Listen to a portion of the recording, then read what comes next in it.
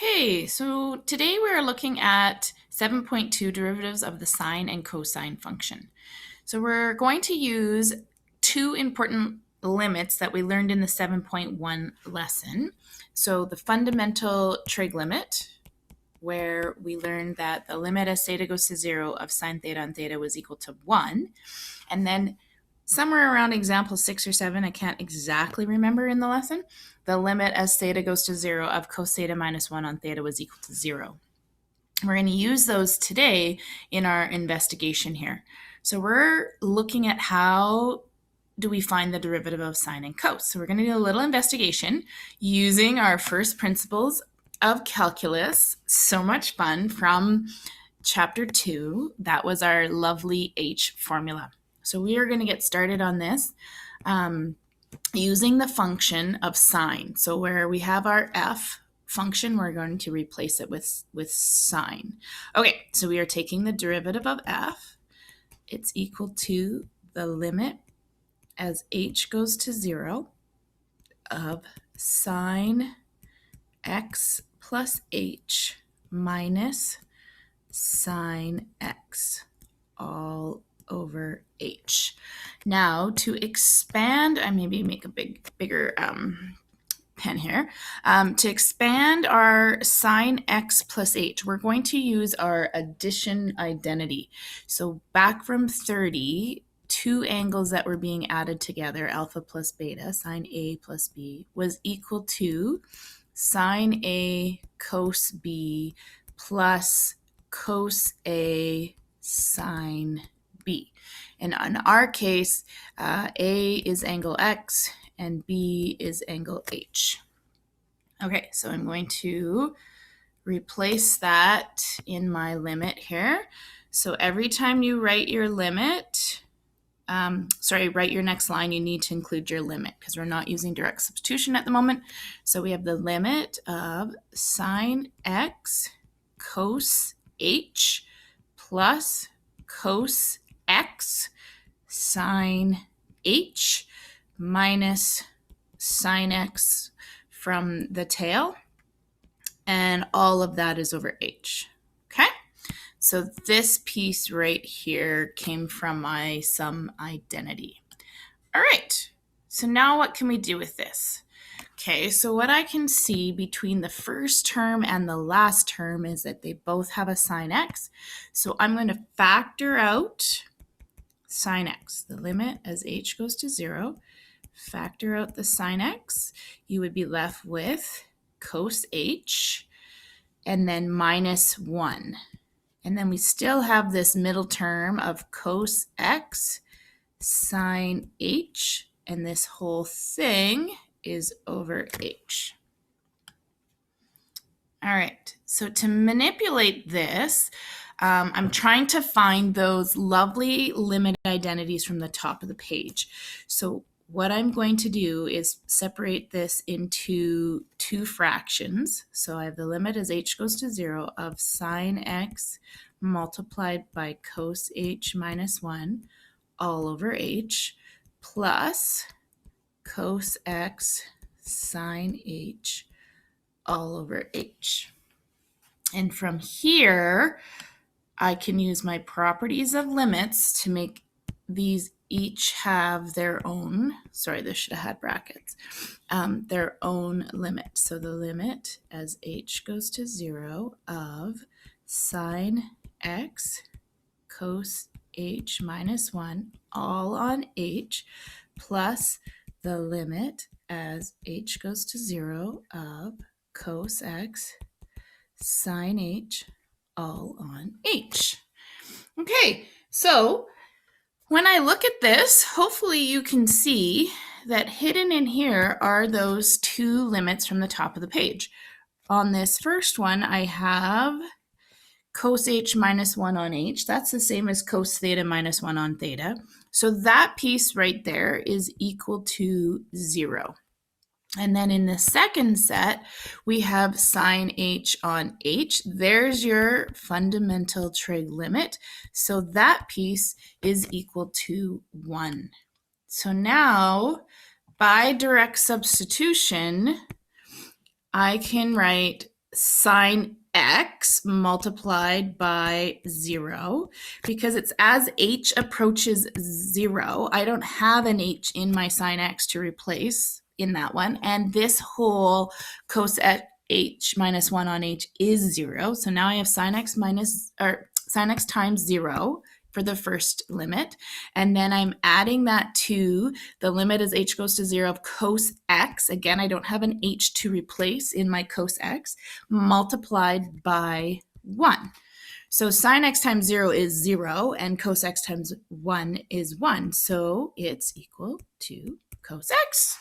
So blah! It's very exciting. We have just discovered that when we have f of x equal to sine x, the derivative of that is equal to cos x. All right, so let's have a look at the graph. So here is the graph. Hopefully you recognize that as the sine graph from our 30-1 days. And way back in lesson 2.1, we looked at how to sketch the derivative of our functions. And we might have even done the sine graph. I can't remember which trig graph we did. It might have been the sine one. Okay, so to find the derivative graph, we look to see where we can draw slopes of tangent lines, because the slope of the tangent is my derivative. So all of these peaks, these maximums, the slope is equal to 0, right? So where the slope is equal to 0, the derivative would be 0. So I can plot those as x-intercepts. Okay, here we go.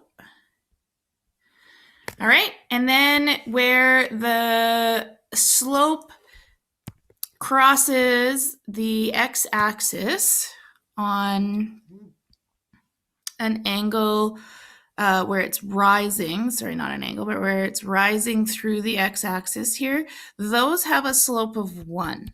And if you remember your sine graph, this maxes out at 1 and has a minimum of -1.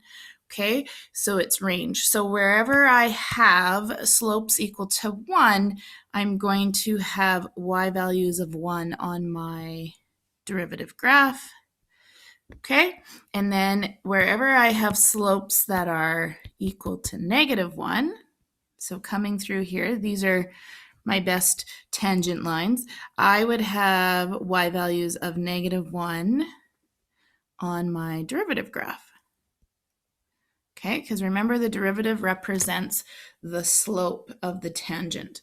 And then I'm just going to do my best on this to connect my dots.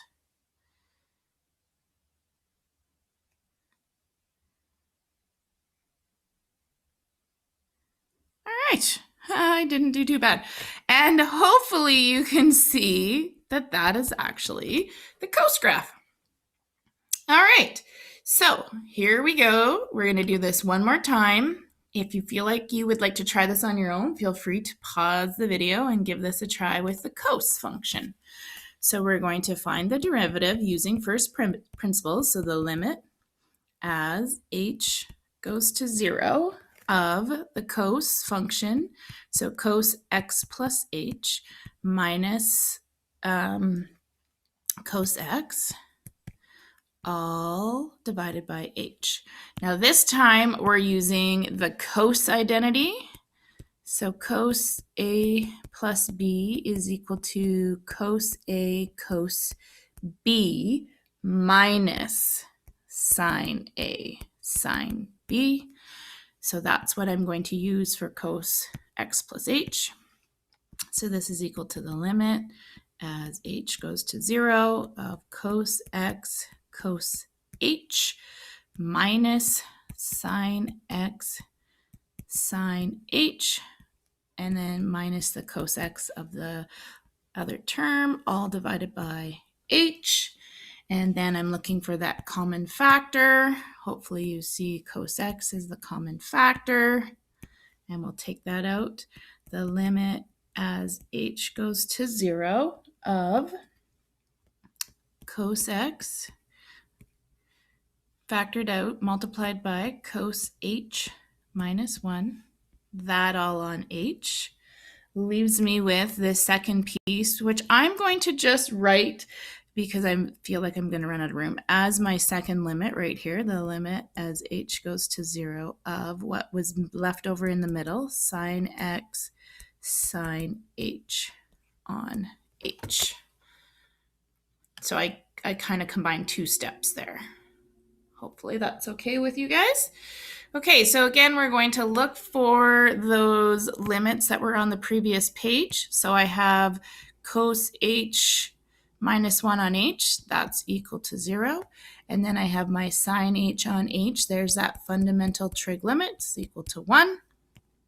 And so when I write this out for my line here, I have cos x as the limit of h goes to 0. There's no h in the cos x function to replace, multiplied by 0 minus, on the second one, I have sine x multiplied by 1. And so hopefully you see here that we get negative sine x. So that is your derivative. So when f of x is equal to cos, the derivative is negative sine x. All right, so before my video runs out, let's see if we can see what this looks like on our graph.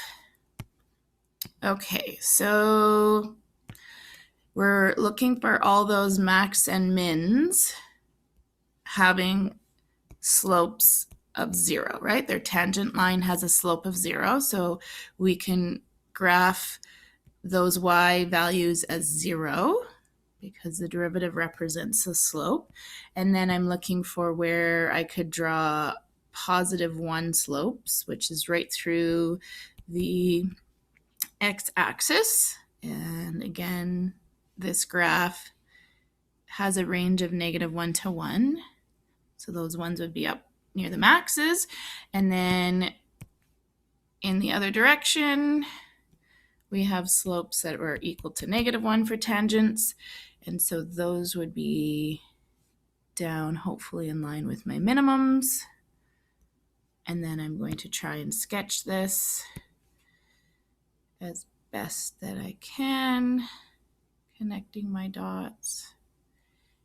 And hopefully you see that this represents a reflected sine graph, so negative sine x. Yay! So now we have derived our two derivatives that we're going to be using today. So sine x is equal to cos x, and the derivative of cos x is equal to negative sine x.